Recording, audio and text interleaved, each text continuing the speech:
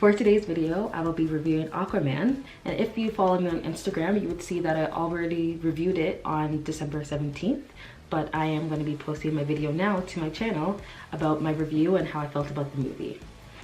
So with most DC movies that I've seen, like Batman vs. Superman, Justice League, and even Green Lantern, I'm not the biggest fan of their movies except for maybe Man of Steel and Wonder Woman. So seeing Aquaman, I didn't want to keep my hopes up about what I was about to watch, but honestly I thought it was decent. I would say pretty decent. Getting a little bit of an intro to Aquaman and Justice League really helped me like this movie a little bit better.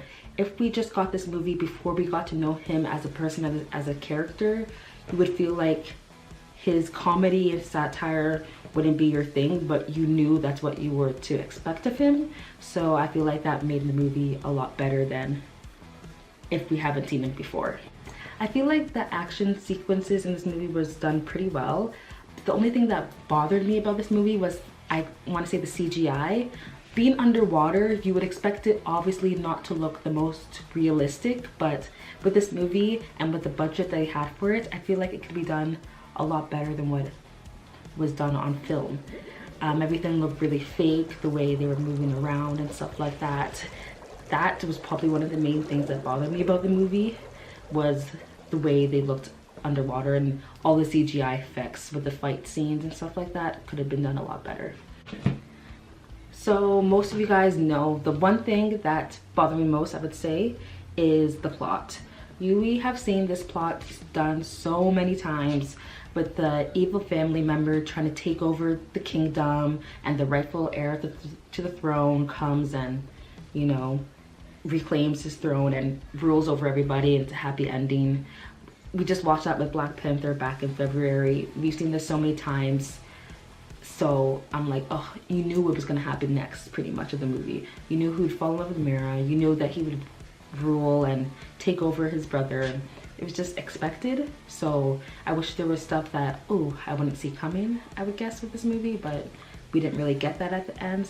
So if you did like Aquaman, or you want to watch a movie that's very similar to that, I would recommend you watching Justice League, Batman vs. Superman, Wonder Woman, Man of Steel, or any DC or superhero type movie that you might like. I would recommend you watching those because it is very similar to Aquaman. So overall, I recommend this movie to anyone who hasn't seen it yet. I would say go watch it.